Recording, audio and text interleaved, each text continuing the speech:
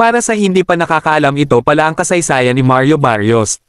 Si Mario Thomas Barrios, na ipinanganak noong ika-18 ng Mayo taong 1975, ay isang Amerikanong propesyonal na boksingero na may lahing Mexicano.